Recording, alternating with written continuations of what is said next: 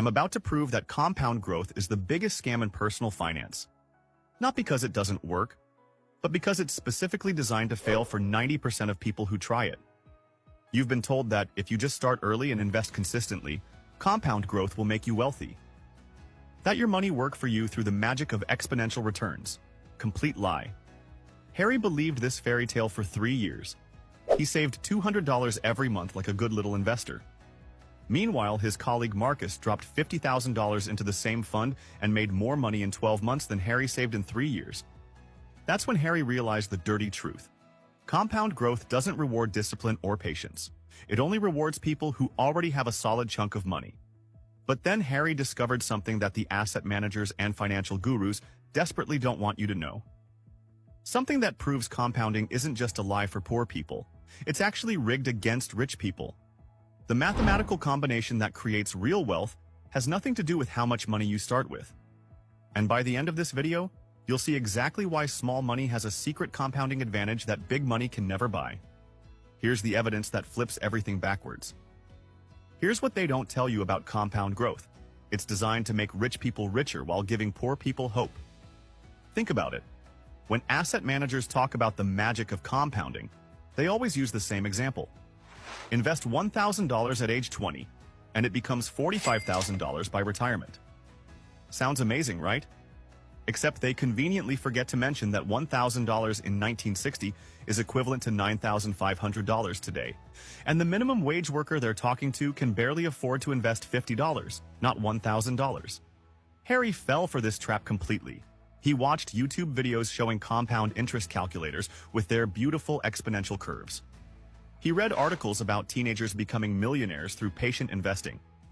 What Harry didn't realize was that every single success story started with something he didn't have: capital leverage. The teenage millionaire? His parents gave him $25,000 to start. The early retiree? She inherited a house and invested the proceeds. The average Joe success story? He sold his business for $200,000 first. Harry was trying to roll a snowball with a snowflake. Compound growth rewards weight, not willpower. And without weight, you're not compounding. You're just decorating a savings account. Why small money stays small? Let me show you the brutal math that proves compounding is rigged against regular people. Harry invests $200 monthly for 10 years in an S&P 500 index fund earning 10% annually. Total accumulated approximately $41,000. His wealthy friend Marcus drops lump sums totaling $50,000 in year 1, then contributes nothing. After 10 years, approximately $130,000. Same market, same fund, same time period. Marcus ends up with 3 times more money despite contributing only twice as much. Why? Because compound growth is exponential, and exponential functions explode when you front-loading capital. Here's the part that really stings. By year 15, Marcus's head start becomes insurmountable. His portfolio hits $500,000 while Harry reaches $100,000. Marcus is now earning $50,000 annually in passive returns, more than Harry's entire salary. This is why they call it critical mass. Once you have enough seed capital, your money starts working harder than most people ever will. But without that initial mass, you're fighting physics itself. The wealthy understand something poor people don't. Time doesn't multiply pennies into dollars. Time multiplies dollars into empires. High earners have figured out something that makes compounding even more unfair. They don't just have more money to invest. They have access to better investments entirely. Private equity funds require $500,000 minimums. Hedge funds want $1 million. Real estate syndications need $50,000 buy-ins. Angel investing requires accredited investor status. These investments often return 15 to 25% annually, while Harry's stuck with 8% index funds. The rich literally have access to better compounding rates because they already have money. Even worse, asset managers charge different fees based on account size. Harry pays 1.2% annually on his $40,000 portfolio. Marcus pays 0.6% on his $500,000 account. The system punishes small accounts and rewards large funds. But here's where the story gets interesting. Harry discovered something that changed everything about how he viewed compound growth. Something that proves the entire narrative might be backwards. If this is hitting home, make sure you subscribe and hit the notification bell. The revelation I'm about to share completely flips the script on wealth building. and drop a comment. Do you feel like compounding has been working against you? I read every response. After feeling defeated for months, Harry stumbled across a different way to look at compound growth. What if the real advantage isn't about having big money? What if it's about having small money for a long time? Here's what Harry discovered. Wealthy people actually have a massive disadvantage that nobody talks about. Lifestyle inflation. Marcus, earning $300,000 annually, should be investing $100,000 per year. But his lifestyle expenses grew with his income. The luxury apartment, German car lease, expensive dinners, and private school fees consumed most of his raises. Result? Marcus was actually investing a smaller percentage of his income than Harry. Meanwhile, Harry learned to live on 85% of his modest salary. When he got raises, his expenses stayed flat. Every extra dollar went straight into investments. After 15 years, Harry invested 18% of total lifetime earnings. Marcus invested 12% of total lifetime earnings. The person making 1/3 the salary was actually investing a higher percentage. This is the first crack in the "you need big money" myth. But Harry's real advantage was something Marcus couldn't purchase at any price: time consistency.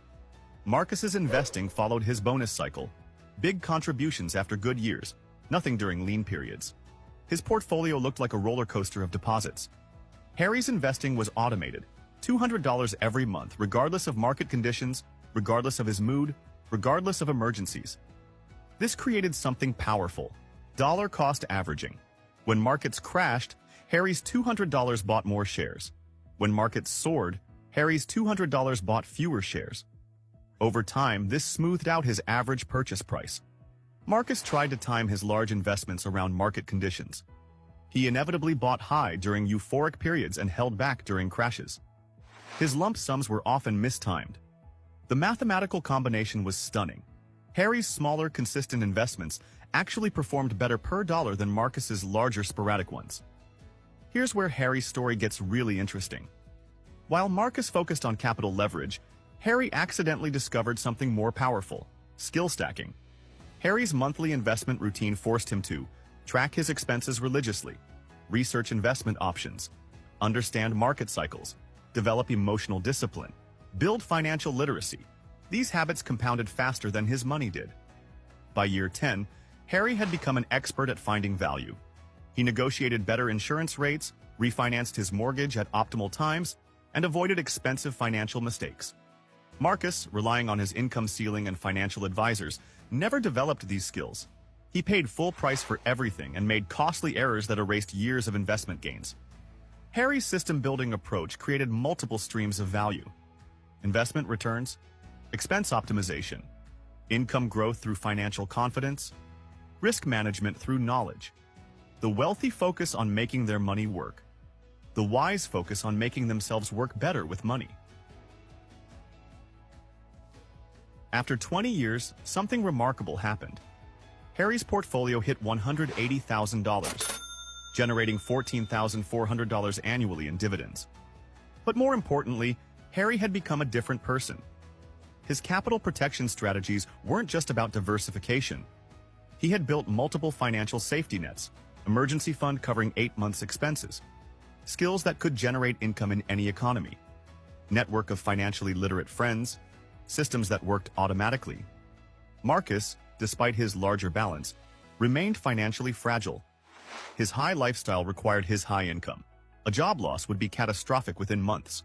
Harry could survive a job loss for years. His low expenses and investment income provided options Marcus never had. This revealed the ultimate truth about compound growth. It's not about the money you start with. It's about the person you become while building wealth. The real compounding formula. Harry's journey revealed that true compound growth has 3 components, not one.